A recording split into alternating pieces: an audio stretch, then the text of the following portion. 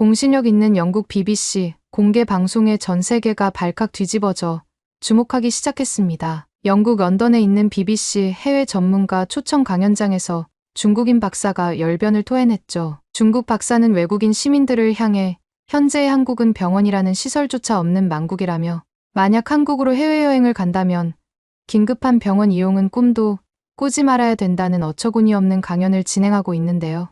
하지만 중국 박사의 말이 채 끝나기도 전에 강연장의 외국인 시민들은 벼랑간 폭소를 터뜨리며 중국 박사를 비웃기 시작합니다. 과연 이곳 강연장에서는 대체 무슨 일이 있었던 것일까요? 영상 시작 전 좋아요와 불우이웃을 위해 끝까지 시청 부탁드립니다. 안녕하세요. 저는 현재 영국 BBC 방송국에서 일하며 건강과 의료 분야 PD로 일하는 레이라고 합니다. 한 번의 이직 과정을 겪으며 방송사 일을 꽤 오래 해왔던 저는 BBC에 입사해 계약직에서 정규직 전환 마지막 심사를 앞두고 있었죠. 그래서 그런지 최근 저는 저만의 프로그램을 준비하기 위한 시간으로 바쁜 나날을 보냈었고 그러던 중 국장님의 추천을 받아 잠시 회사 생활에서의 휴식도 취할 겸 프로그램의 새로운 목표도 찾을 겸 해서 한국으로 여행을 떠나는 목표를 가지게 되었습니다. 저희 국장님께서는 한국의 방송국에서 외국인 PD로 근무하며 무려 7년이 넘는 시간을 보내셨는데 그래서 그런지 국장님께서는 생명공학 관점에서도 한국이라는 나라는 다른 나라들과 차원이 다른 장수 지표를 선보이고 있다는 놀라운 이야기들을 종종 해주셨는데요. 국장님께서는 현재 한국의 의료 인프라나 삶의 질이 너무 높은 나머지 전 세계 나라들 중 평균적인 수명이 가장 긴 나라로 분류되고 있다는 말은 물론 앞으로 향후 60년 동안은 한국인들의 장수 비결이 생명공학 관점에서 새로운 동안 연구나 장수 연구의 중심점이 될 것이라며 저에게 꼭 한국을 경험해보라는 추천을 하셨죠. 그렇게 저는 3개월에 걸쳐 한국 여행을 준비하던 중 매우 뜻밖의 해외 초청 강연에 참석하게 되었는데요. 해당 강연은 직접 한국인 박사님이 오셔서 선진국 한국에 대한 전반적인 내용을 다루시는 것은 물론 최근 인기가 많아지고 있는 한국으로의 파견이나 이민에 관한 설명을 해주시는 유익한 강연이었습니다. 한국에 관심이 많았던 저는 국장님의 추천을 받아 곧바로 해당 강연을 신청하게 되었고 생명공학 관점에서 한국인들이 장수할 수 있는 비결과 최첨단 선진, 의료 인프라와 관련된 몇 가지 질문을 준비해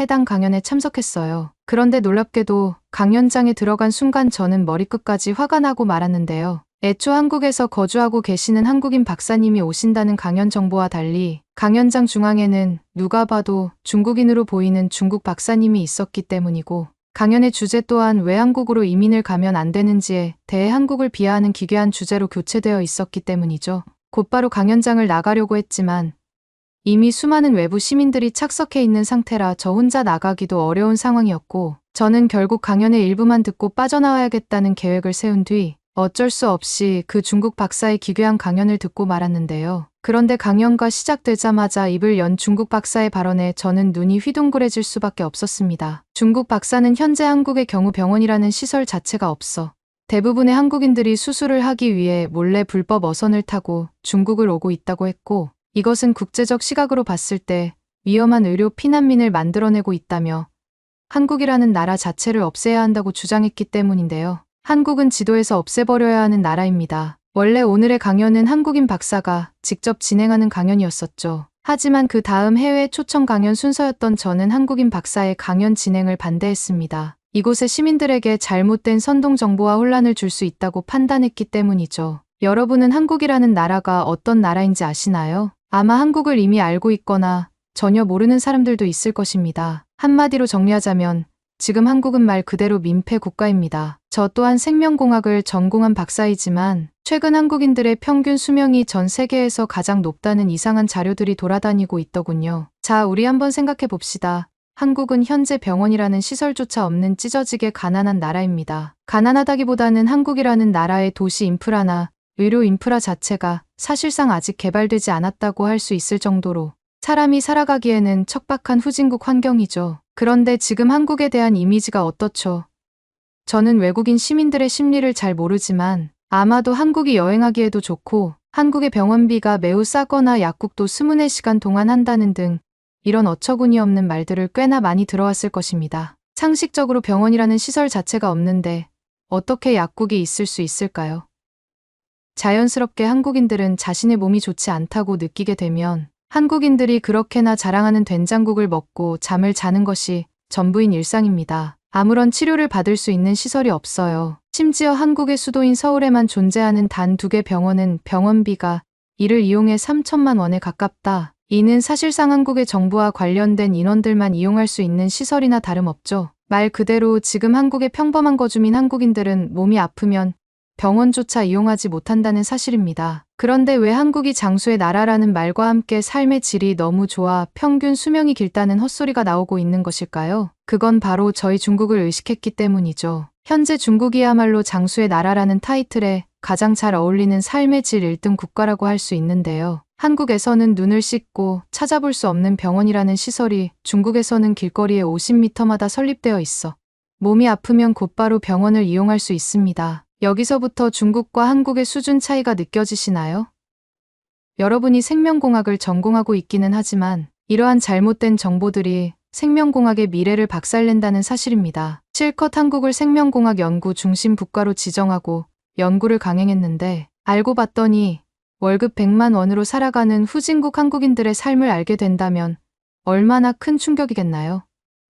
그들의 삶은 아프리카 난민들과 다름이 없습니다. 또 다른 자료를 살펴볼까요?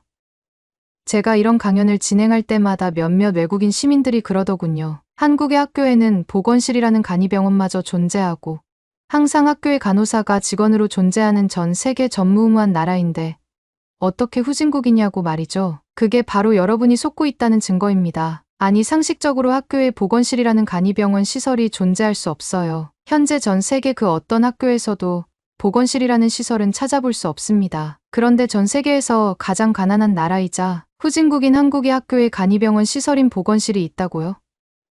절대 불가능하죠. 간호사 한 명당 고용 월급이 중국에서도 400만 원 이상인데 한국의 학교가 어떻게 이 큰 돈을 낼 수 있을까요? 심지어 길거리에 병원조차 없는데 학교에 병원이 있을 수 있을까요? 상식적으로 말이 되지 않는 주장이다. 이 말입니다. 그런데 지금 한국에서는 불가능한 이 모든 것들이 위대한 부유 국가 중국에서는 가능한 상황이죠. 중국은 보건실이라는 시설뿐만 아니라 학교 내부에 다른 일반인들도 이용할 수 있는 대형 병원이 같이 설립된 경우가 많아 시민들과 선생들도 언제 어느 때라도 학교의 대형 병원을 이용할 수 있습니다. 상황이 이렇다 보니 중국인들의 평균 수명은 150세 이상으로 늘어났고 이것은 한국의 기대 수명인 50대와는 무려 3배 이상의 결과를 보여주고 있죠. 즉 지금의 한국은 삶의 질이 너무 낮아서 사람이 장수할 수가 없는 극악 조건의 후진국 나라라는 말입니다. 그리고 결국 후진국 한국인들은 몸이 아프면 감기 치료를 받기 위해 중국으로 병원 원정을 오는 기괴한 문화마저 만들어지고 있죠. 즉 지금의 한국인들은 중국인과 중국을 그렇게나 비하하고 열등감을 드러내면서 자신들의 치료 목적을 위해 무단으로 중국을 출입하고 있다는 말입니다. 그리고 실제로 24년 중국을 방문한 한국인들의 대부분이 병원 이용을 목적으로 왔다는 사실이 밝혀졌죠. 그리고 더욱 심각한 문제는 이렇게 부유한 나라인 중국을 단 한 번이라도 경험한 한국인들은 자신들의 만국 나라인 한국으로 절대 돌아가지 않는다는 사실입니다. 지금 한국은 국제적인 의료 피난민을 생산시키고 있는 나라와 다름이 없어요. 그렇기에 여러분은 이러한 한국의 처참하고도 가난한 진실을 알고 한국이 아닌 저희 중국으로 와야 된다는 사실입니다. 가난한 한국인들은 중국에 피해를 발생시키지만 여러분과 같은 외국인들은 언제나 환영이기 때문이죠. 하지만 이렇게 제가 설명을 해도 한국이 살기 좋은 나라라며 끝까지 현실을 부정하는 시민들이 있을 것입니다. 제 말이 믿기 어려우면 중 인터넷 검색창에 한국에 관한 이야기들을 검색해보세요. 현재 한국인들은 평균 월급 100만 원으로 감기약조차 먹지 못하는 불운한 나라니까 말이죠. 심지어 지금 한국은 인터넷이라는 시설조차 없어서 대부분의 한국인들이 거짓으로 인터넷 강국인 척 흉내를 내고 있습니다. 월급이 100만 원인데 어떻게 초고속 인터넷 비용을 내겠나요? 여러분 모두 환상에서 깨어났으면 좋겠네요. 중국 박사는 목에 힘줄을 세워가면서 한국인들의 평균 수명은 절대 길어질 수가 없다며 한국인들의 삶 자체를 깎아내렸고 이 모습은 흡사 관계에 빠져버린 사람처럼 기괴하기 짝이 없었습니다. 그도 그럴 것이 저희 생명공학 대부분의 연구 중심 국가가 한국으로 지정되어 있을 정도로 현재 한국은 삶의 질이나 영양학적 수준이 너무 높은 나머지 다른 나라들과 기대 수명 자체의 레벨이 다른 것이 사실인데 중국 박사는 이러한 팩트 자료는 하나도 모르는 듯 계속해서 한국은 병원이 없으니 기대 수명이 낮다는 1차원적인 주장만 했기 때문이죠. 저뿐만 아니라 강연장에 다른 시민들 또한 한국 박사의 수준 높은 강연을 들으려고 왔는데 왜 뜬금없이 미쳐버린 중국인 아저씨가 있냐며 웅성거리는 소리가 들려오기 시작했고 결국 강연장의 분위기는 순식간에 난장판이 되고 말았는데요. 하지만 중국 박사는 상황을 아는지 모르는지 계속해서 한국인들은 고기를 먹을 돈조차 없는 나라라 단백질 불균형으로 절대 오래 살 수 없다는 2차적인 주장까지 해나가는 모습을 보였고 결국 시민들의 분노는 폭발 직전으로 치닫고 말았습니다. 그런데 바로 그때 한 시민이 제발 그만하시라며 소리를 지르더니 자리에서 일어나 중국 박사를 향해 삿대질을 하기 시작했는데요. 그곳에는 한 외국인 남자 시민이 중국 박사를 비웃으며 정말 박사가 맞냐? 는 질문을 던지고 있었고 중국 박사는 크게 당황한 것인지 그저 시민은 대체 뭐냐며 혹시 한국인이냐며 말을 더듬거리는 모습만을 보였습니다. 그리고 이어진 외국인 시민의 질문에 중국 박사는 완전히 입을 다물고 말았는데요. 박사님, 미국 의료수명 연구기관이 발표한 자료로는 중국인들의 평균 수명은 38세, 한국인들의 평균 기대 수명은 100세를 돌파했습니다. 앞으로 20년 내에 무조건 발생하게 되는 예측 통계 자료인데 이건 도대체 어떻게 생각하시나요? 미국 연구기관도 거짓말을 한 것인가요? 아니면 박사님이 그저 한국에 대한 잘못된 정보를 전달해 한국을 깎아내리려는 목적인가요? 외국인 시민의 단호한 질문에 중국 박사는 말을 얼버무리며 그런 자료는 처음 본다고 했고 얼굴이 시뻘개진 채로 허공에 손을 붕붕 젓기 시작했는데요. 그리고 이어진 외국인 시민의 반박 발언들에 강연장은 엄청난 박수 소리와 환호성이 터져 나오기 시작했습니다. 중국 대학교에서 아주 잠깐 파견 생활을 했던 저로서 지금 박사님의 발언들은 그저 웃음이 나오는 허무맹랑한 이야기들 뿐이네요. 박사님께서는 계속해서 한국인들의 기대 수명이 낮다고 하시는데 오히려 기대 수명이 전 세계 최저 수준으로 낮은 나라는 바로 중국이 아닌가요? 일단 중국은 병원이라는 시설 자체가 건물로 지어진 것이 아닌 낡은 컨테이너로 간이 병동을 만들어 사용하는 것이 전부인 나라잖아요. 심지어 이러한 컨테이너 병원이 보편화되어 있고 중국인들 또한 별 불만을 표하지 않고 있죠. 하지만 놀랍게도 한국의 경우는 병원 자체의 건물이 10층 이상이거나 부지 자체가 굉장히 넓은 대형 병원들이 일반적입니다. 병원 내부에 심지어 공원과 헬스 시설까지 있어 간단한 환자들은 자신들의 재활치료까지 하며 몸의 상태를 회복할 수 있죠. 말 그대로 중국은 구시대적인 방법으로 더러운 시설에서 병원 진료를 받을 때 한국인들은 훨씬 깔끔하고 쾌적한 시설에서 전문 의료 장비로 케어받고 있다는 사실입니다. 하지만 중국의 아주 소수로 존재하는 대형 병원들은 그 내부가 매우 더럽고 관리되지 않아 중국인들에게마저 외면받는 시설로 전락하고 말았죠. 이미 이것만 보더라도 한국과 중국 중 어느 나라가 기대 수명이 낮은 망국인지 한 번에 확인할 수 있지 않을까요?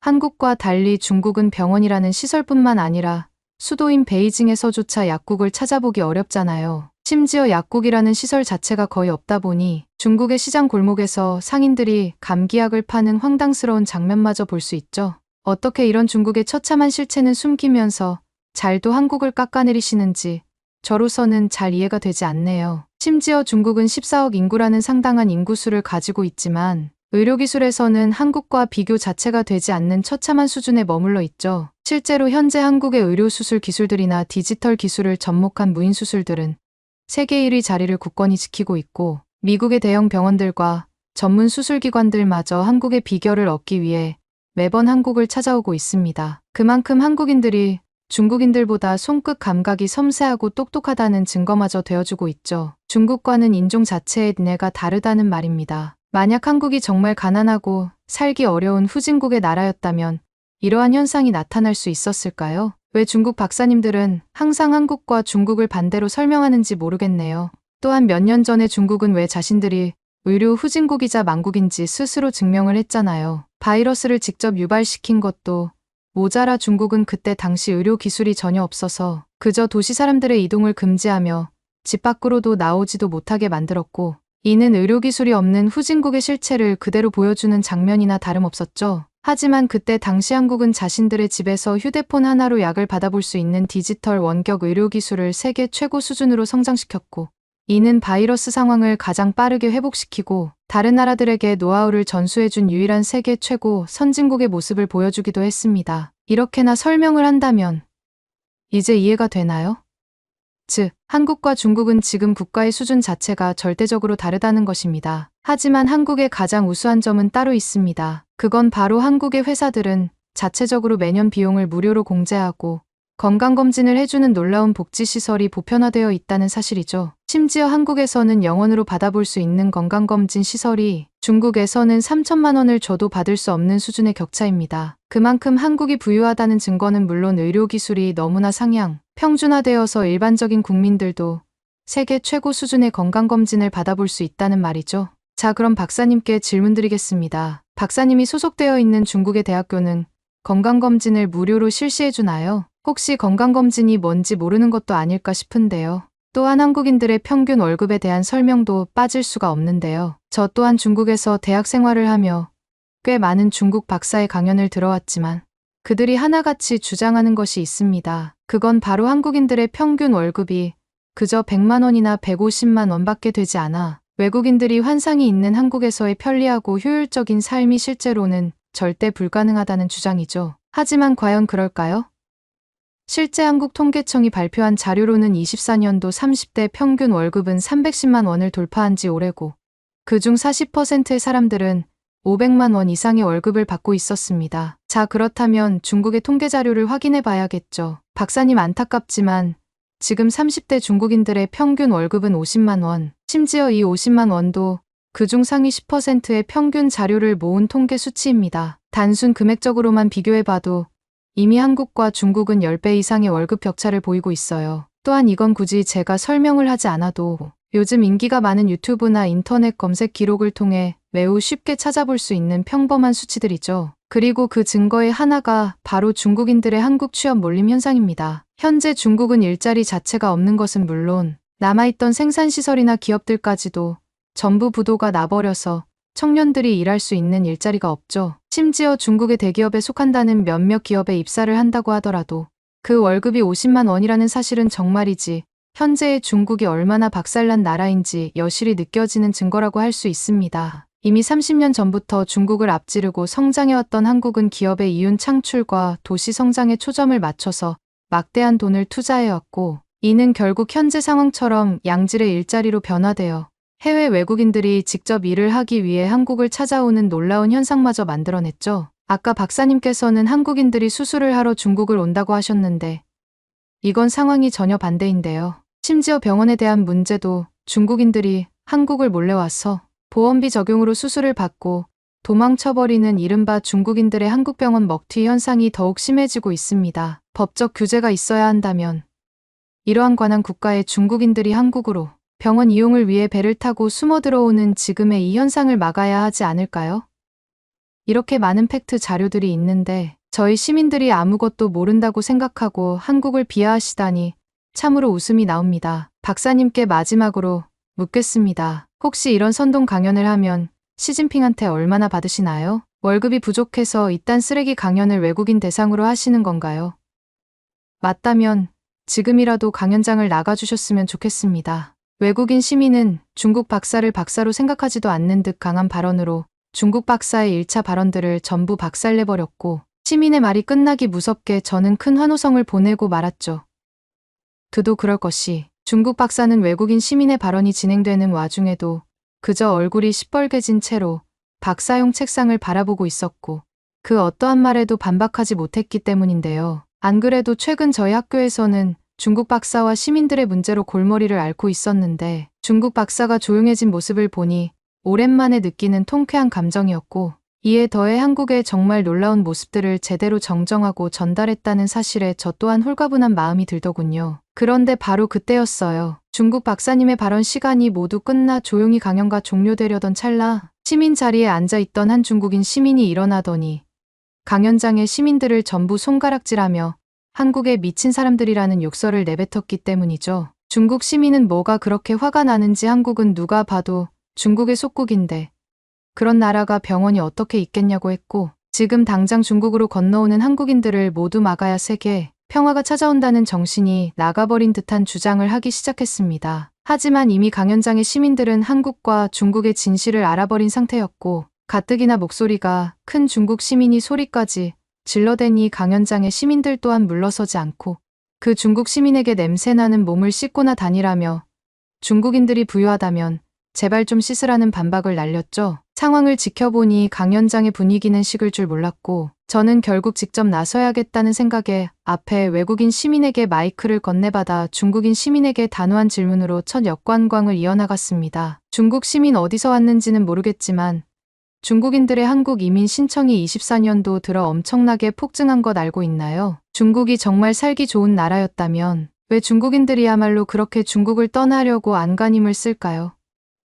또한 지금 중국이 아닌 프랑스에 있네요. 왜 대부분의 중국인들은 한국을 욕하면서 끝까지 한국의 도움을 받거나 한국에서 살아가려고 그렇게 난리를 치는 것인가요? 저는 중국인들의 심리가 정말 궁금합니다. 그리고 여기 있는 대부분의 시민들은 이미 한 번씩 한국 여행을 경험하거나 해외 파견 경험이 있는 시민들이에요. 한국이 중국의 속국이라고 주장하는 당신보다 더 한국의 진실을 알고 정말 피부로 느껴왔던 사람들이라는 말이죠. 그리고 결국 이 차이가 지금 한국이 전 세계 최고 수준의 살기 좋은 나라라는 것을 보여주고 있습니다. 심지어 몇몇 시민들은 한국에서 태어났다는 것 자체만으로 한국인들이 너무 부럽다는 이야기마저 하고 있죠. 왜냐하면 한국의 경우 낮과 밤에 관계없이 자신의 생활을 안전하게 보장받을 수 있고 소방서는 물론 도움을 받을 수 있는 공무시설까지 쾌적하게 관리가 되고 있기 때문입니다. 중국의 경우는 중국 경찰들이나 공무원들에게 뒷돈을 줘야 무언가 보장받을 수 있지 않나요?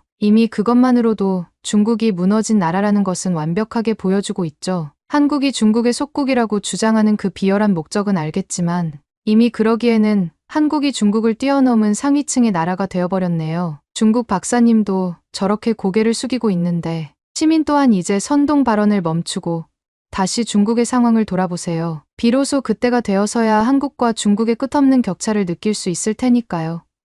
안타깝지만 이제 그 누구도 중국인들의 말을 믿지 않습니다. 구독과 좋아요 부탁드리며 중국인들을 참교육시킬 방법도 남겨주시면 감사하겠습니다. 그러면 더욱 감동적인 다음 사연으로 넘어가겠습니다. 아야, 세계 평화가 찾아온다는 정신이 나가버린 듯한 주장을 하기 시작했습니다. 체코의 어느 마을에서 한 남성이 혼잣말을 하고 있습니다. 듣도 보도 못한 나라가 뭐가 그리 잘났다고 한국인들은 키도 작고 왜소한 주제에 왜 남의 나라에 민폐를 끼치는 거야. 다 추방시켰으면 좋겠어.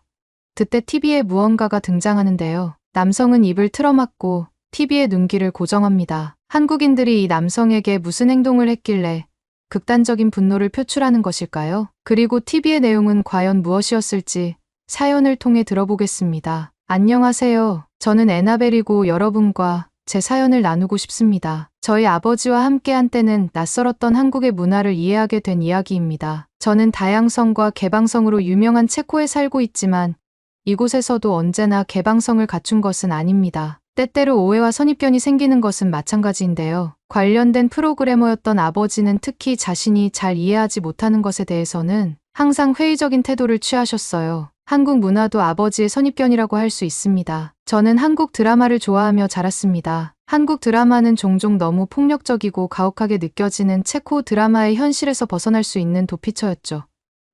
복잡한 스토리라인과 아름다운 배경, 덜 자극적인 내용의 한국 드라마는 저에게 신선한 공기와도 같았어요. 하지만 제 열정을 아버지께 말씀드릴 때마다 아버지는 비웃으셨습니다. 에나벨 그런 쇼는 진짜가 아니란다. 진실과는 거리가 먼 환상일 뿐이야 라고 말씀하시며 제가 좋아하는 드라마를 그저 동화에 불과하다고 일축하셨죠. 듣기 힘들었지만 저는 그 말이 어디서 나온 말인지 알았습니다. 아버지는 IT 회사에서 한국인들과 함께 일한 적이 있었는데 그 경험이 좋지 않았거든요. 그는 한국인 동료들이 자신을 간과하고 과소평가한다고 느꼈고 그 때문에 한국인의 모든 것에 대한 아버지의 시각이 부정적으로 변해버렸습니다. 그의 불만은 드라마에만 국한된 것이 아니었습니다. 그는 한국의 기술 발전이 얼마나 비현실적으로 묘사되는지에 대해 종종 불평하곤 했습니다. 아시아의 작은 나라에 불과한 한국이 얼마나 발전할 수 있겠니?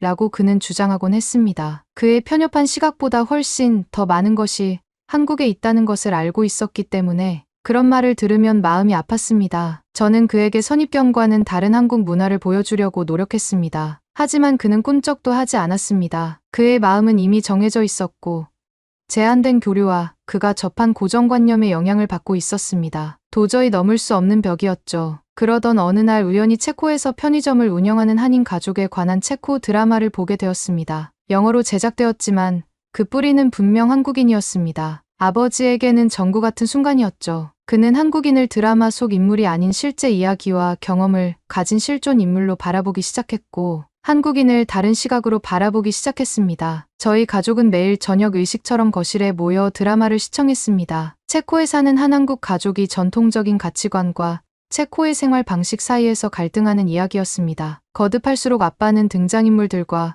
그들의 이야기에 더욱 몰입하게 되었습니다. 이 드라마는 더 이상 단순한 오락이 아니라 아빠가 무시했던 세상을 들여다보는 창이 되었습니다. 이 드라마는 한국인의 화려한 모습만 보여준 것이 아니라 이민 정체성, 해외 생활 적응의 어려움과 같은 현실적인 문제도 다루었습니다. 아빠는 한국에 대한 자신의 인식이 몇 가지 부정적인 경험에 영향을 받은 1차원적인 것이었다는 것을 깨닫게 되었습니다. 에피소드가 거듭될수록 아빠의 부드러운 면모가 보이기 시작했습니다. 아빠는 한국의 풍습과 전통에 대해 질문하기 시작했고, 이전에는 볼 수 없었던 진심 어린 관심을 보였습니다. 한국에서는 우서른을 공경하는 게 그렇게 중요한가? 지금 먹는 음식은 뭐지라고 묻곤 하셨죠. 저는 신이 나서 기꺼이 질문에 대답해 주었습니다. 아버지의 미묘한 태도 변화를 보고 저는 기회를 포착했습니다. 몇 년 전부터 한국 방문을 꿈꿔왔고, 지금이 바로 아버지를 설득할 수 있는 기회라는 생각이 들었죠. 아빠, 우리 한국 가요. 직접 보러 가자고요. 아버지를 재촉했습니다. 아버지는 처음엔 망설이셨지만 한국 문화에 대한 새로운 호기심이 그를 설득했습니다. 마침내 아버지는 동의했습니다. 한국 여행은 아버지의 눈을 뜨게 해주었습니다. 그는 서울 거리에서 바로 마주친 효율성과 친절함의 놀라움을 금치 못했습니다. 그는 관광객들에게 무료 모바일 카드를 제공하는 부스에서 직원들이 열심히 등록을 도와주는 모습을 보고는 믿기지 않았다고 합니다. 고향에서는 이런 것을 본 적이 없어. 그는 놀라움과 감탄이 섞인 목소리로 말했습니다. 하지만 진정한 변화는 한국에서 모든 연령대가 기술을 존중하는 모습을 보면서 시작되었습니다. 그는 한국 노인들이 스마트폰을 쉽게 사용하는 모습을 보고 놀라움을 금치 못했습니다. 체코에서는 노인들이 옛날 방식을 고집하지만 한국에서는 기술을 누구나 사용할 수 있구나 라고 말하며 한국 문화에 대한 존중이 커지고 있음을 알 수 있었습니다. 더불어 한국의 IT 기술 발전의 이유와 시장성에 대해서 새로운 시각을 갖게 되셨어요. 한국 매장에서의 쇼핑은 또 다른 즐거움이었습니다. 제품의 다양성과 품질 도난 우려로 체코에서는 찾아볼 수 없는 테스터의 존재는 그를 경외감으로 가득 채웠습니다. 한국 사람들은 신뢰가 두터운 것 같아 그의 목소리에 깨달음이 묻어났습니다. 저는 아버지의 변화를 느낄 수 있었습니다. 아버지가 한국에 도착했을 때 가졌던 회의적인 태도는 서서히 사라지고 한국 문화와 기술에 대해 더 많이 배우고 싶다는 진정한 관심과 감탄으로 바뀌었습니다. 우리 가족의 한국 여행은 아빠뿐만 아니라 우리 모두의 인생을 바꾸는 경험이 되어가고 있었습니다. 서울에서의 첫 식사는 한국 전통 바비큐였습니다. 아버지는 처음엔 한국의 마음을 여는 것에 망설이셨어요. 하지만 맛과 식당의 따뜻함, 직원들의 친절함에 마음을 사로잡히셨어요. 정말 맛있구나. 아버지는 평소 내성적이던 태도를 깨고 미소를 지으며 인정했습니다. 단순한 식사를 넘어 한국의 풍부한 음식 문화를 맛보는 경험이었어요. 다음 날에는 전통 한옥마을을 방문했습니다. 아름답게 보존된 집들로 둘러싸인 좁은 골목길을 걸으며 아빠는 마치 사탕 가게에 온 아이처럼 즐거워했습니다. 아빠는 번잡한 도시 속 고즈넉한 풍경과 건축물에 매료되었습니다. 마치 다른 세계로 들어온 것 같아 그는 사진을 찍고 이곳의 역사에 대해 질문하면서 이렇게 말했습니다. 하지만 아버지를 가장 놀라게 한 것은 일상생활에 완벽하게 통합된 기술이었습니다. 첨단 대중교통 시스템부터 노년층까지 널리 사용되는 디지털 결제까지 그는 끊임없이 놀라움을 금치 못했습니다. 고향에서는 우리가 선진국이라고 생각하지만 여기는 차원이 다르구나. 그는 스마트폰으로 식료품 값을 지불하는 할머니를 보며 이렇게 말했습니다. 서울 여행이 그를 변화시키고 있었다는 것을 알 수 있었습니다. 그는 자신이 상상했던 것과는 너무나 다른 한국을 보고 느끼고 경험하고 있었습니다. 서울의 문화 명소를 탐험한 후 저희는 서울의 현대적인 면모를 살펴보기로 했습니다. 첫 번째 방문지는 번화한 거리로 유명한 강남 지역이었습니다. 아빠는 세련된 건물과 모든 건물을 장식하는 듯한 디지털 광고판에 즉시 매료되었습니다. 마치 미래로 걸어 들어가는 것 같구나. 아버지는 눈을 크게 뜨며 감탄했습니다. 기술 애호가라면 누구나 한 번쯤은 가보고 싶은 강남의 한 테크몰을 방문했습니다. 아빠는 장난감 가게에 온 어린아이처럼 전시된 최신 기기와 혁신에 감탄했습니다. 최첨단 스마트폰부터 첨단 자동화 시스템까지 모든 것이 전시되어 있었습니다. 아빠는 한국이 이렇게 기술이 발달한 나라인지 몰랐다고 고백했습니다. 한국이 고국에서 경험했던 것보다 훨씬 더 많은 분야에서 기술을 선도하고 있다는 것을 깨닫는 순간이었습니다. 또 하나는 가상현실 아케이드 방문이었습니다. 아버지는 가상현실 체험을 알기는 하셨지만 직접 경험해 본 적은 없었습니다. 가상 세계에 몰입한 아버지의 얼굴에는 순수한 기쁨과 놀라움이 가득했습니다. 아버지는 VR 헤드셋을 벗으며 색다른 체험에 놀라셨습니다. 하지만 아버지를 감동시킨 것은 첨단 기기만이 아니었습니다. 기술이 한국의 일상생활에 녹아든 모습도 인상적이었습니다. 동네 마트를 방문했을 때 직접 눈으로 확인할 수 있었습니다. 마트에서는 계산대를 거치지 않고 휴대폰으로 물건을 스캔하고 결제할 수 있는 시스템을 갖추고 있었습니다. 아빠는 매료되었습니다. 이건 최고의 효율성이야. 아버지는 이 시스템의 편리함과 간편함에 감탄하며 말했습니다. 서울의 대중교통 시스템도 아빠에게 깊은 인상을 남겼습니다. 지하철은 시간을 잘 지키고 깨끗할 뿐만 아니라 디지털 디스플레이를 통해 실시간 업데이트와 경로를 보여주는 등 기술적으로도 진보되어 있었습니다. 아빠는 사용자 친화적인 디지털 지도 덕분에 지하철을 쉽게 이용할 수 있었다며 이렇게 쉽고 효율적이라니 믿을 수 없다고 말했습니다. 계속 둘러보다가 우연히 스마트시티 프로젝트 전시회를 발견했습니다. 스마트홈 친환경 도시 설계 인공지능 기반 공공서비스 등 서울의 미래 계획을 전시하고 있었습니다. 아빠는 깊은 흥미를 느꼈습니다. 한국은 현재뿐만 아니라 미래까지 생각하는 것 같아 그는 한국의 미래지향적 접근 방식에 대한 존경심이 커졌습니다. 한국의 기술 환경에 대한 탐험은 아버지의 눈을 뜨게 하는 계기가 되었습니다. 한국이 기술적으로 열등할 것이라는 선입견이 사실과 다르다는 것을 깨닫기 시작한 것입니다. 한국은 최신 트렌드를 따라갈 뿐만 아니라 종종 앞서 나가고 있었습니다. 서울의 기술 현장을 둘러보는 여정은 여행이 중요한 장이었습니다. 아버지의 생각에 도전장을 내밀고 새로운 가능성에 세계의 눈을 뜨게 해주었습니다. 아버지는 과거를 존중하면서도 미래를 포용하는 이전에는 생각하지 못했던 균형 잡힌 대한민국을 목격하고 계셨습니다. 강남에서의 하루를 마무리하며 아빠는 저를 바라보며 에나벨, 내가 한국에 대해 잘못 생각했어. 내가 몰랐던 혁신과 발전이 정말 많구나라고 말씀하셨어요. 아버지는 겸손과 성장의 순간이었고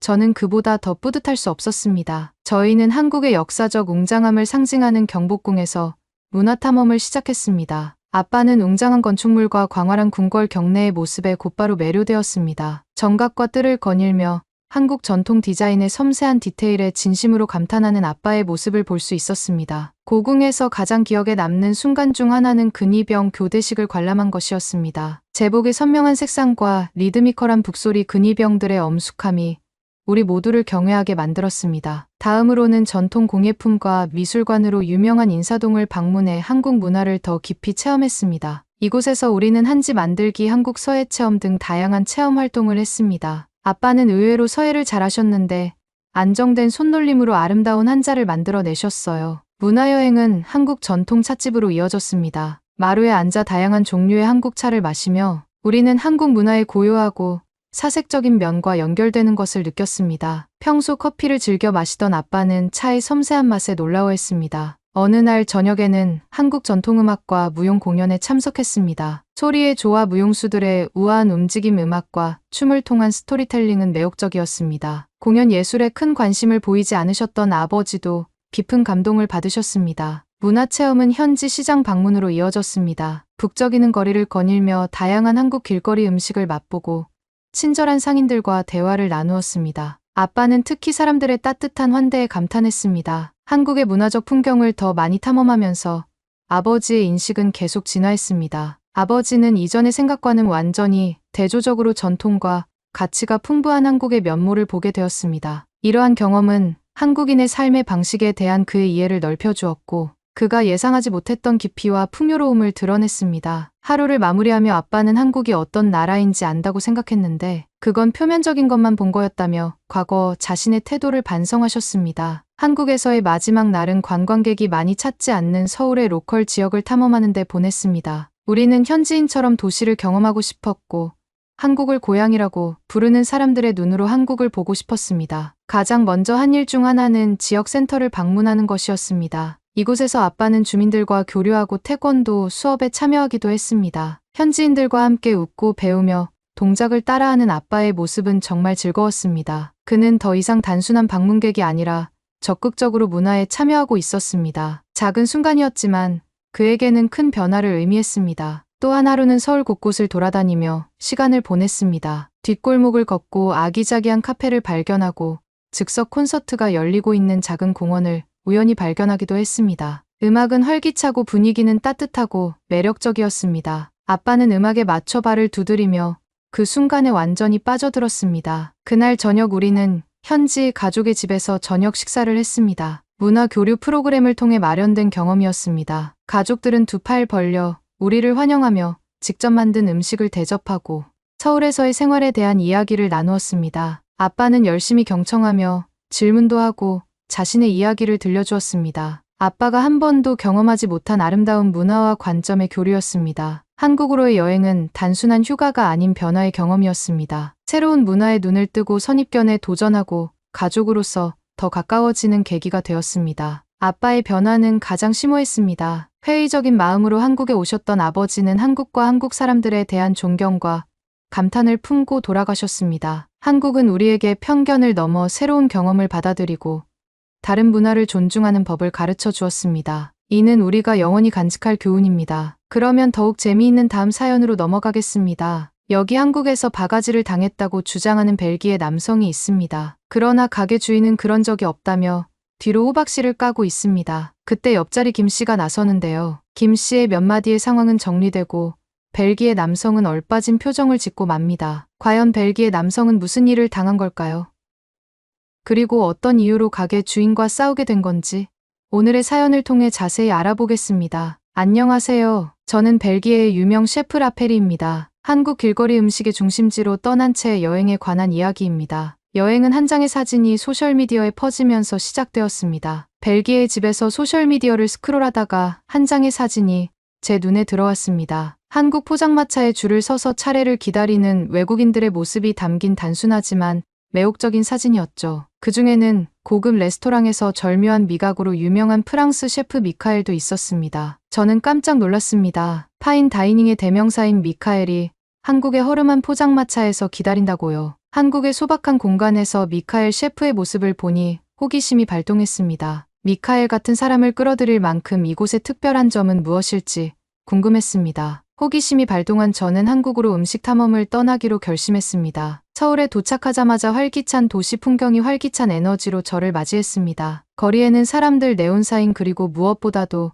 매혹적인 길거리 음식의 향기가 가득했습니다. 서울 거리를 걸으며 저는 현대적인 도시 풍경 속에서 번성하는 포장마차의 활기찬 세계를 발견했습니다. 비닐 커버를 씌운 포장마차는 제가 익숙했던 고급 레스토랑과는 극명한 대조를 이뤘습니다. 현지인뿐만 아니라 전 세계 사람들의 마음을 사로잡는 독특한 식사 경험을 제공했습니다. 한국의 길거리 음식 문화는 서양과는 다릅니다. 한국에서는 텐트에서 음식을 먹으며 아늑하고 공동체적인 분위기를 연출합니다. 푸드트럭에 더 익숙한 저 같은 서양인에게는 신선한 변화입니다. 그리고 가장 좋은 점은 비닐로 덮어 겨울에도 영업을 한다는 점입니다. 제가 처음 들른 곳은 사진에 나온 바로 그 노점상이었습니다. 플라스틱 의자와 따뜻하고 매력적인 불빛이 있는 소박한 분위기의 가게였습니다. 친절한 할머니가 미소를 지으며 저를 맞이해 주었습니다. 언어 장벽에도 불구하고 그녀의 환대가 느껴졌습니다. 저는 한 걸음 한 걸음 앞으로 나아갈 때마다 기대감이 커지면서 대기열의 자리를 잡았습니다. 드디어 제 차례가 되었습니다. 메뉴는 매콤달콤한 떡볶이, 맛있는 만두,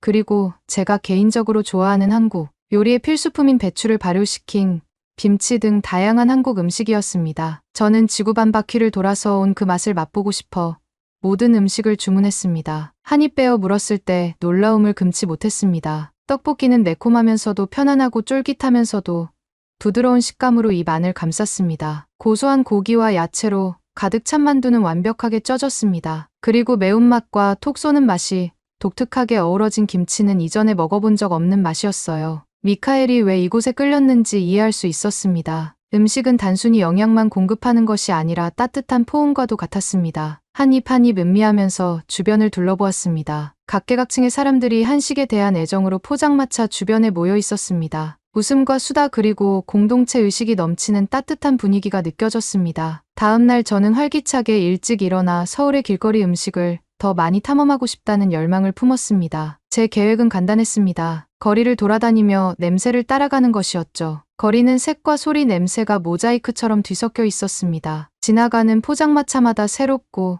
흥미로운 음식이 가득했습니다. 저는 마치 사탕 가게에 온 어린아이처럼 신기함과 호기심에 눈을 크게 뜨고 있었습니다. 가장 먼저 들른 노점 중 하나는 처음 보는 호떡을 파는 곳이었습니다. 흑설탕, 견과류, 계피가 들어간 달콤한 팬케이크였어요. 노점상이 능숙하게 호떡을 만드는 모습을 보고 있자니 매료되었습니다. 카라멜라이징 설탕의 향기가 공기를 가득 채우며 사람들을 끌어모았습니다. 달콤하고 고소한 맛에 바삭한 식감이 더해져 천상의 맛이었어요. 하루가 지나면서 저는 한국의 길거리 음식들을 더 많이 발견했습니다. 바삭하게 튀긴 닭고기에 매콤달콤한 소스를 바른 닭강정이 있었습니다. 한 입 베어 물 때마다 바삭함과 달콤한 매콤함이 완벽한 조화를 이뤘어요. 그리고 따뜻하고 고소한 육수의 꼬치에 꽂아 먹는 오뎅이 있었습니다. 간단하지만 정말 만족스러웠습니다. 특히 기억에 남는 것은 매콤한 두부찌개인 순두부찌개를 파는 노점에서의 경험이었어요. 노점상은 수십 년 동안 레시피를 완성해온 노부부가 운영하는 곳이었어요. 찌개는 진하고 감칠맛이 났으며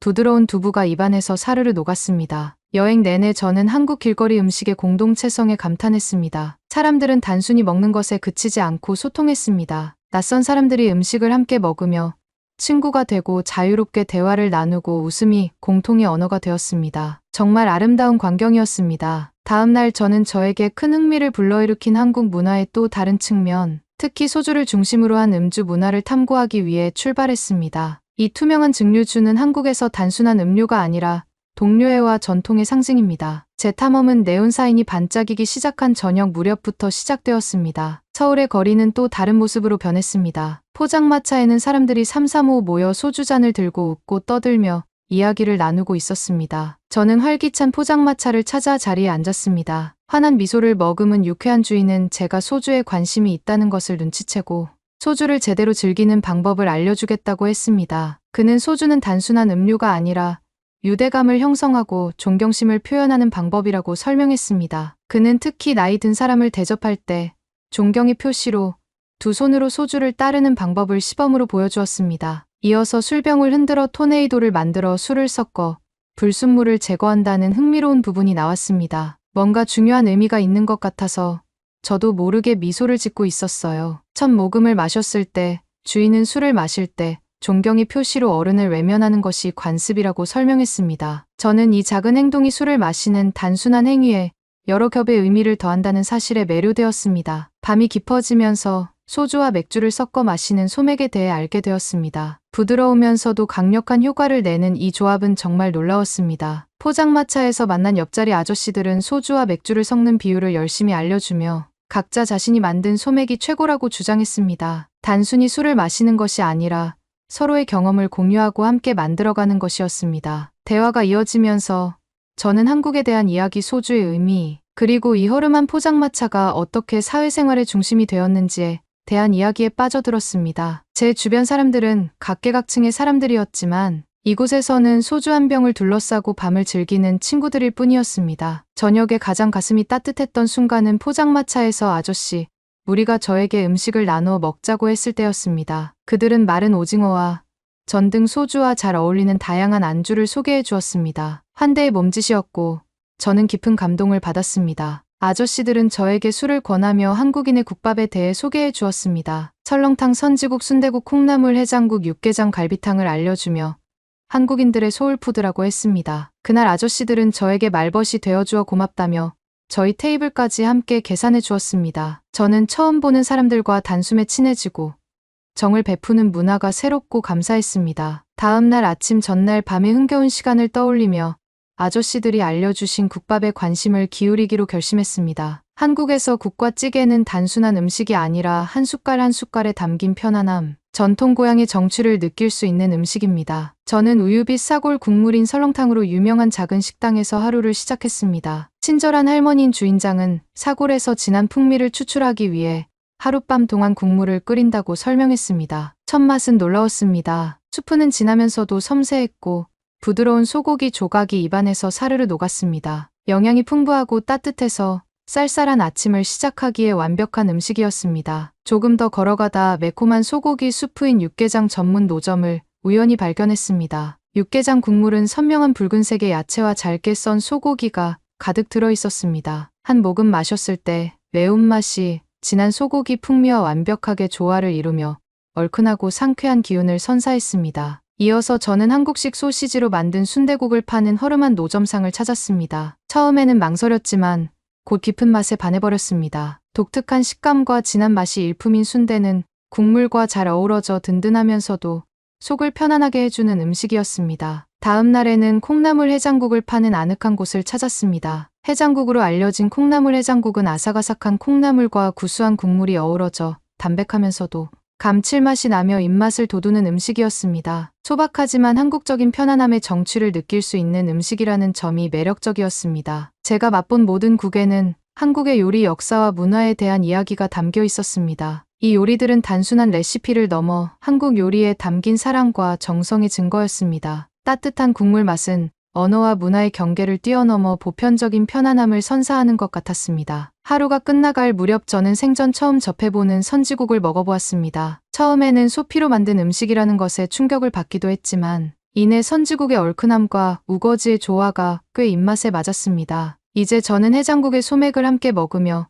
한국 문화에 완벽히 적응했습니다. 서울에서 경험한 풍성한 맛과 추억을 안고 벨기에로 돌아온 저는 제 경험을 공유하고 싶었습니다. 저는 제 친구이자 현지 여행사인 루카스를 만났습니다. 에스프레소 한 잔을 마시며 북적이는 포장마차 소주 한 잔 국밥 등 제가 겪은 모험을 이야기했습니다. 루카스는 호기심에 눈을 크게 뜨고 열심히 이야기를 들었습니다. 그는 특히 한식의 공동체적인 면에 매료되었는데 음식이 사회생활의 중심이 되는 벨기에에서도 잘 통할 것 같았습니다. 제 이야기에서 영감을 받은 루카스는 벨기에 여행 패키지에 한국 길거리 음식 체험을 포함하자고 제안했습니다. 벨기에 사람들에게 한국의 풍부한 맛을 소개할 뿐만 아니라 문화 교류의 장도 만들 수 있는 기발한 아이디어였습니다. 여행객들이 미식 여행을 떠나 벨기에와 한국 요리의 유사점과 차이점을 탐구하는 투어를 구상했습니다. 이 아이디어의 힘을 얻어 저는 주방에서 한국의 맛과 벨기에의 기술을 혼합하는 실험을 시작했습니다. 김치의 톡 쏘는 매운맛이 바삭하고 올리브유를 뿌린 빵과 잘 어울리는 김치, 브루스케타 같은 요리를 선보였죠. 고추장을 넣어 매콤한 맛을 더한 퓨전 파스타도 실험해 보았습니다. 반응은 압도적으로 긍정적이었어요. 고객들은 독특한 맛에 흥미를 느꼈고 한국 문화와 요리에 대한 대화가 이어졌죠. 사람들이 열린 마음과 입맛으로 새로운 요리 경험을 받아들이는 모습을 보니 가슴이 벅찼습니다. 소문이 퍼지면서 한 벨기에 퓨전 쿠킹 클래스에 초대받았습니다. 이 수업은 모든 연령대의 사람들이 한식을 정의하는 재료와 기술을 배우고자 하는 열망으로 성황을 이뤘습니다. 불고기 피자와 떡볶이, 리조또 같은 요리를 직접 만들어보는 그들의 눈빛을 보는 것은 정말 즐거웠습니다. 이러한 요리 실험을 통해 저는 음식이 국경과 문화의 장벽을 뛰어넘는 보편적인 언어라는 것을 깨달았습니다. 음식은 사람들을 연결하고 이해를 증진시키며 기쁨을 만들어내는 힘이 있습니다. 한식과 벨기에 요리의 융합은 단순히 새로운 맛을 창조하는 것이 아니라 두 문화의 풍부한 이야기와 전통을 하나로 엮어내는 것이었습니다. 벨기에에서 한식 여행을 계속하면서 전 세계적으로 비슷한 흐름이 일어나고 있다는 것을 알 수 있었습니다. 한국 길거리 음식은 국경을 넘어 전 세계인의 입맛과 마음을 사로잡고 있었습니다. 루카스의 여행사에는 한국 미식 투어에 대한 관심이 급증하기 시작했습니다. 세계 각지에서 온 사람들이 서울의 활기찬 거리를 탐험하고 제가 극찬한 진정한 맛을 맛보고 싶다는 열망을 표현했습니다. 그들은 음식뿐만 아니라 공동의 식사, 북적이는 시장각 음식이 상징하는 풍부한 문화 등 전체적인 경험에 흥미를 느꼈습니다. 한식의 인기는 유럽과 미국 전역에 도시의 한식당이 늘어나는 것만 봐도 알 수 있습니다. 베를린에서 뉴욕에 이르기까지 셰프들은 한식을 메뉴에 포함시켰고 종종 자신들만의 개성을 더했습니다. 김치 타코와 불고기 버거와 같은 요리는 단순한 신기한 요리가 아니라 주류 요리의 일부가 되었습니다. 또한 해외 스트리밍 플랫폼에서 한국 요리 프로그램과 다큐멘터리가 인기를 끌었습니다. 시청자들은 길거리 포장마차부터 전통 궁중 요리까지 다양한 한식의 세계를 엿볼 수 있었습니다. 이러한 미디어 노출은 한국 요리에 대한 전 세계인의 호기심과 관심을 불러일으키는 데 큰 역할을 했습니다. 소셜미디어 역시 한식 트렌드로 들썩였습니다. 지글지글 지글거리는 한국식 바비큐 알록달록한 반찬 김이 모락모락 나는 찌개 등을 담은 바이럴 영상이 흔했습니다. 이러한 영상은 음식뿐만 아니라 한식의 공동체적인 면모를 보여주며 전 세계 시청자들의 공감을 이끌어냈습니다. 세계 무대에서 한국 길거리 음식의 부상은 문화 교류와 요리의 다양성을 축하하는 일입니다. 음식이 문화를 공유하고 관계를 형성하며 세계 각지를 잇는 다리를 놓는 강력한 매개체가 될 수 있다는 것을 보여줍니다. 서울의 번화한 거리부터 벨기에의 퓨전 주방까지 그간의 경험을 되돌아보면 감사와 희망으로 가득 차 있습니다. 저는 한국에서 얻은 경험과 맛들을 계기로 더 많은 세계인들의 입맛을 감동시키는 셰프가 되고 싶습니다. 그러면 더욱 감동적인 다음 사연으로 넘어가겠습니다. 여기는 한국의 한 음식점입니다. 체코 여성 3명이 음식을 먹고 나가려는데 한 남성이 여성들을 가로막습니다. 아가씨들 어딜 나가려고 무슨 소리 하시는 거예요? 혹시 저희더러 강매하려고 그러시는 거예요? 그럼 여길 오지 말았어야지.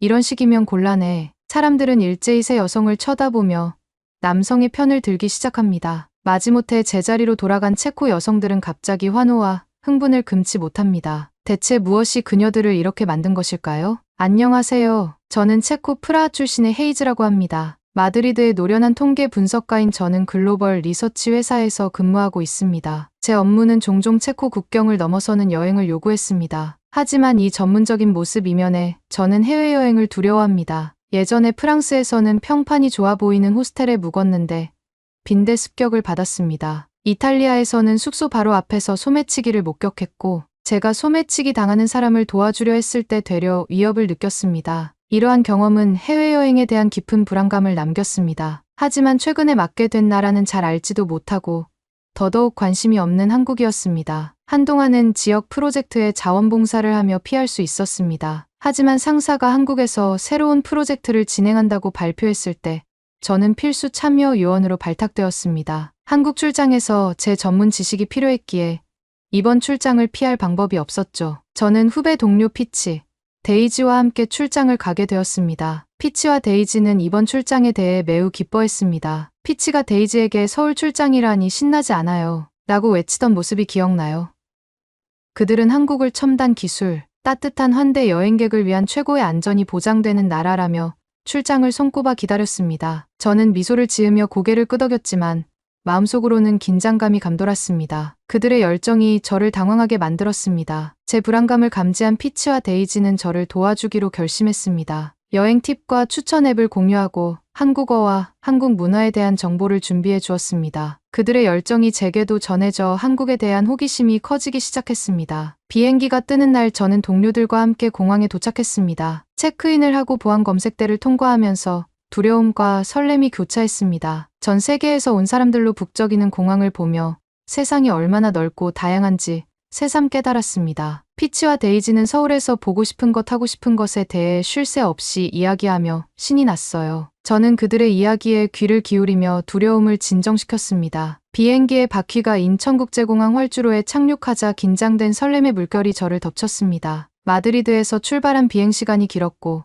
비행기 창밖으로 드넓게 펼쳐진 공항을 바라보며 불안과 호기심으로 가슴이 뛰었습니다. 인천공항에서 서울에 있는 숙소로 향하는 동안 경외감과 압도감이 교차했던 기억이 납니다. 도시는 눈부신 빛과 소리의 향연이 펼쳐졌고 활기차고 생동감 넘치는 도시였습니다. 설레기도 하고 두렵기도 했죠. 서울에서의 첫날 아침 분주한 도시의 소리에 눈을 떴습니다. 바쁜 하루가 기다리고 있었습니다. 연구 프로젝트와 관련된 주요 장소를 방문하는 것이 일정이었지만 서울 시내를 둘러보는 것도 은근히 기대가 되었습니다. 첫째, 날 오후에는 도시의 한 기술 허브를 방문했습니다. 기술의 발전은 제가 본 것 이상의 것이었습니다. 이러한 발전을 배우고 이해하기 위해 우리가 이곳에 온 이유를 다시 한번 상기시켜 주었습니다. 저는 제 일에 대한 자부심과 이 역동적인 도시에서 일할 수 있는 기회에 대한 감사함을 느꼈습니다. 저녁이 되자 피치와 데이지는 저에게 한국 음식을 소개해주고 싶다고 전통적인 식당에 가게 되었습니다. 처음에는 망설여졌습니다. 하지만 다양한 요리를 맛보면서 걱정이 사라졌습니다. 맛도 독특하고 맛있었고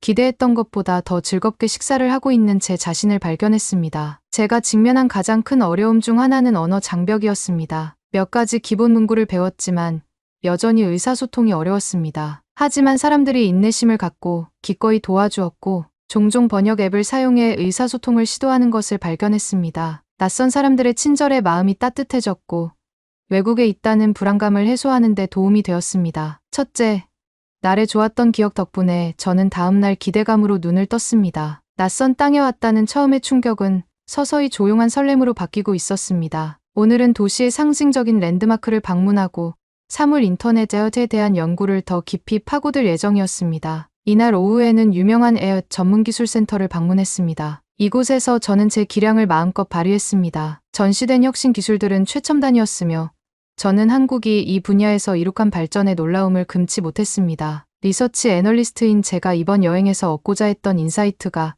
바로 이런 것이었습니다. 저는 마드리드에 있는 팀에 가져갈 아이디어와 전략을 짜면서 많은 메모를 했습니다. 저녁이 되자 피치 데이지와 저는 도시를 탐험하기로 결정했습니다. 우리는 서울에서 가장 유명한 쇼핑 지구 중 하나인 명동의 번화한 거리를 걸었습니다. 밤하늘을 밝히는 네온사인과 길거리 음식의 향기가 가득한 명동은 감각의 과부하 상태였습니다. 저는 그곳의 에너지에 빠져들었습니다. 다양한 길거리 음식을 맛보고 웃고 사진을 찍으며 평생 잊지 못할 추억을 만들었습니다. 서울에서 저는 차츰 적응해가기 시작했습니다. 피치 데이지 그리고 전원 맛집을 탐방하는 데 하루를 쓰기로 했습니다. 첫 번째 방문지는 북적이는 길거리 음식 시장이었어요. 외국에서의 음식 경험이 항상 즐겁지만은 않았기 때문에 긴장도 되고 설레기도 했습니다. 하지만 상인들이 열정적으로 음식을 준비하는 모습을 보면서 호기심이 커졌습니다. 가장 먼저 먹어본 음식은 즉석 떡볶이였습니다. 처음에는 불같은 붉은 소스가 무서워 망설였지만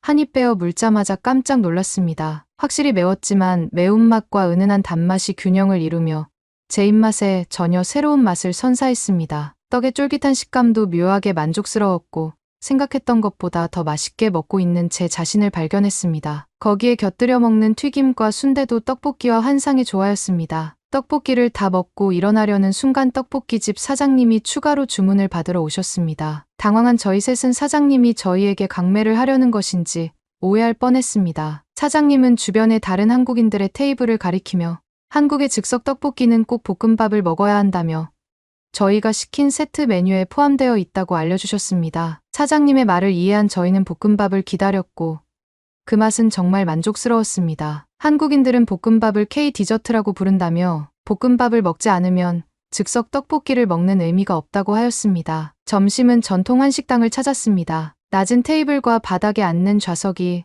제게는 신기했습니다. 자리에 앉자마자 데이지가 한국식 식사 예절의 기본을 설명해 주었습니다. 가장 연장자가 식사를 시작할 때까지 기다리는 법과 금속, 젓가락 사용법을 배웠는데 어렵지만 재미있는 경험이었습니다. 우리는 비빔밥, 불고기, 김치 등 다양한 요리를 주문했습니다. 각각의 요리는 새로운 경험이었습니다. 비빔밥은 선명한 색감과 다양한 맛이 어우러져 즐거웠습니다. 불고기는 부드럽고 풍미가 좋았고 김치는 강한 맛에도 불구하고 제가 얼마나 맛있게 먹었는지 놀랐습니다. 오후에는 서울의 커피 문화를 탐험했습니다. 저는 서울에 있는 수많은 커피숍이 저마다 독특한 분위기를 풍기는 것에 놀랐습니다. 한강이 내려다 보이는 카페에 들렀습니다. 아름답게 제조된 라떼를 마시며 보편적인 음료인 커피가 세계 각지에서 어떻게 이렇게 독특하게 해석되는지 생각해 보았습니다. 이식 탐험의 하루는 전혀 예상하지 못했던 빙수로 마무리되었습니다. 피치와 데이지는 저를 데리고 한국식 빙수 디저트인 빙수로 유명한 디저트 카페에 들어섰습니다. 저는 이 추운 겨울에 대체 왜 차가운 빙수를 먹는 것인지 이해할 수 없었습니다. 동료들의 부추김에 못 이겨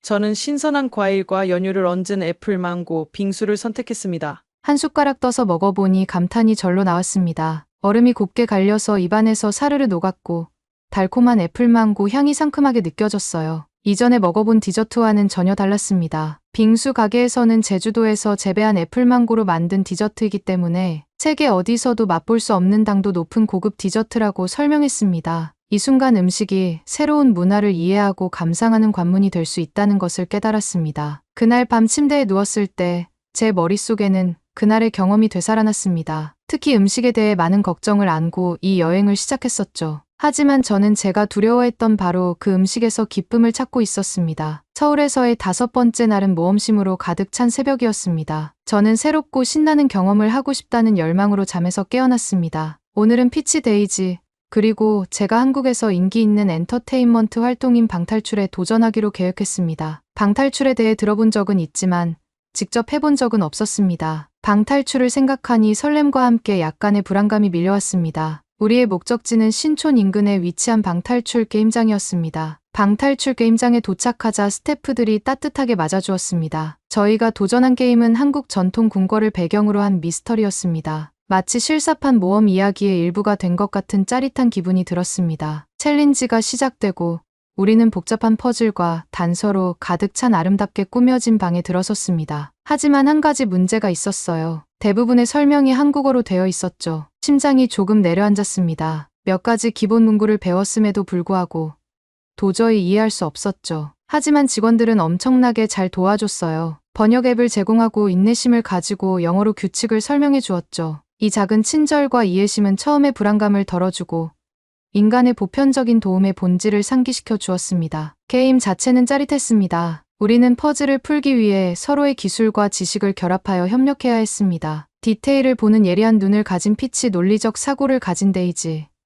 그리고 패턴 인식에 능한 저는 훌륭한 팀을 이루었습니다. 물론 유난히 어려운 퍼즐에 부딪혀 좌절의 순간도 있었습니다. 하지만 마침내 퍼즐을 풀었을 때의 만족감은 엄청났죠. 이 게임을 통해 단서를 해독하고 비밀을 푸는 과정을 즐기고 있는 제 자신을 발견했습니다. 시간이 지날수록 저의 흥분은 커져만 갔습니다. 우리는 영어와 서툰 한국어 그리고 다양한 제스처를 섞어 소통했습니다. 독특한 유대감을 느낄 수 있었습니다. 저는 제가 피치와 데이지와 함께하는 것을 얼마나 즐기고 있는지 깨달았습니다. 결국 우리는 몇 분의 여유를 두고 탈출에 성공했습니다. 그 성취감은 정말 대단했습니다. 우리는 서로 웃으며 하이파이브를 하고 방에서 나와 성공의 영광을 만끽했습니다. 방 탈출이 끝나고 건물을 나서는데 어디선가 갖고 온 빵 냄새가 났습니다. 저희 셋은 냄새를 따라갔고 그곳엔 통모짜렐라 치즈를 넣어서 구운 한국식 팬케이크 시범빵이 있었습니다. 사람들이 시범빵을 먹기 위해 서 있는 줄을 따라 저희 셋도 빵을 사 먹기 위해 기다렸습니다. 그리고 한 입 베어 먹었을 때 겉은 바삭하고 달콤했으며 안에 들어있는 따뜻한 치즈가 쭉 늘어났습니다. 너무 맛있었던 시범빵을 잊지 못해 저희 셋은 출장 일정이 끝나기 전에 또 시범빵을 먹으러 가게를 찾았던 기억이 있습니다. 시범빵 맛에 놀라던 저희에게 또 다른 목표물이 눈에 띄었습니다. 바로 지나가던 행인이 먹고 있던 페스츄리 붕어빵이었습니다. 너무 맛있게 먹고 있는 모습에 저희는 주변 가게들을 둘러보기 시작했고 머지않아 붕어빵집을 발견했습니다. 페스츄리 붕어빵은 바삭한 페스츄리 반죽에 팥과 버터를 넣어 앙버터 붕어빵으로 불렸습니다. 앙버터 붕어빵은 지금껏 유럽에서 먹었던 빵들과는 또 다른 매력이 있었습니다. 바삭한 겉면과 촉촉한 팥향금, 그리고 버터의 풍미가 정말 맛있었습니다. 시범빵과 앙버터 붕어빵으로 동료들과 소소한 추억까지 덤으로 얻게 되었습니다. 서울에서의 마지막 날이 예상보다 훨씬 빨리 찾아왔습니다. 그날 아침 눈을 뜨자마자 씁쓸한 기분이 밀려왔습니다. 오늘은 단순히 여행의 마지막이 아니라 제 인생에서 중요한 한 장을 마무리하는 날처럼 느껴졌기 때문입니다. 아침 식사를 위해 저는 혼자 작은 카페에 앉아 소박하지만 맛있는 김밥을 한 입 하니 분미했습니다. 피치와 데이지가 합류했고 우리는 그날의 계획에 대해 이야기를 나눴습니다. 우리는 느긋하게 현지 상점 몇 군데를 방문하고 마지막으로 도시의 분위기를 즐기기로 했습니다. 도시를 걷다 보니 우리가 함께 나눴던 경험들이 떠올랐습니다. 우리는 처음 떡볶이를 먹었던 거리를 우연히 발견했습니다. 상인은 우리를 알아보고 따뜻한 미소로 맞아주었습니다. 작은 만남이었지만 그 순간 저는 소속감을 느꼈습니다. 오후에 한강변에 앉아 분주하게 돌아가는 도시의 모습을 바라보다가 문득 깊은 깨달음이 찾아왔습니다. 저는 과거의 두려움과 불안이라는 짐을 짊어지고 서울에 왔었습니다. 하지만 새로운 경험과 도전에 직면할 때마다 저는 그 두려움을 서서히 내려놓았습니다. 서울에서의 마지막 일정은 인기 있는 한국식 바비큐 레스토랑에서 작별 만찬을 하는 것이었습니다. 고기를 구워 먹으며 여행 이야기를 나누다 보니 피치 데이지와 깊은 동지애가 느껴졌습니다. 우리는 동료로서 이 여행을 시작했지만 이 놀라운 도시에서 함께 겪은 경험으로 결속된 친구로서 떠나는 것이었습니다. 음식은 맛뿐만 아니라 추억을 떠올리게 하는 특별한 맛이었습니다. 음식 하나하나가 제가 떠난 미식 여행을 떠올리게 했고 음식과 문화에 대한 인식을 바꿔준 여정이었습니다. 그리고 저는 마드리드로 돌아와서 동료들과의 협력을 위한 프로젝트를 기획했습니다. 바로 방탈출 챌린지를 재현한 팀 빌딩 이벤트였습니다. 제가 서울에서 느꼈던 팀워크와 흥분을 동료들에게도 느끼게 해주고 싶었습니다. 이러한 활동에 더 많이 참여할수록 비판적 사고와 팀워크를 키우는 데 있어 이러한 활동의 가치를 더욱 실감할 수 있었습니다. 저는 이러한 요소를 제 업무 프로젝트에 통합하기 시작했고 팀원들이 틀에 박힌 생각을 버리고 협력하여 문제에 대한 혁신적인 해결책을 찾도록 독려했습니다. 이러한 접근 방식은 프로젝트에서 더욱 창의적이고 효과적인 결과를 가져왔습니다. 이 이벤트는 큰 성공을 거두었고 팀원들 간의 협업과 유대감을 증진하고 업무 환경에 새로운 활력을 불어넣었습니다. 그리고 무엇보다도 크게 얻은 것은 더 이상 여행에 대한 두려움을 갖지 않게 되었다는 것입니다. 여행에서 동료들과의 즐거운 추억은 저 또한 다른 동료들을 대할 때 자세에 대해 배움을 주었고, 여행은 겁내야 하는 대상이 아닌 배우고 성장하기 위한 기회라는 것을 인식하게 되었습니다. 저희 생각에 많은 변화를 주었던 한국 출장에 깊은 감사를 드립니다. 여러분은 어떻게 보셨나요? 응원과 격려의 한마디씩을 댓글로 남겨주시기 바랍니다. 사연자분들에게 전달해드리겠습니다. 실제 사연 제보를 받고 있습니다. 채택되신 분께는 작은 선물도 보내드리고 있습니다. 저희 사연이 여러분의 하루의 작은 힘이 될 수 있었으면 좋겠습니다. 감동적인 사연을 주변 분들과 이야기 나눠보세요. 더욱더 좋은 영상으로 다시 찾아뵙겠습니다.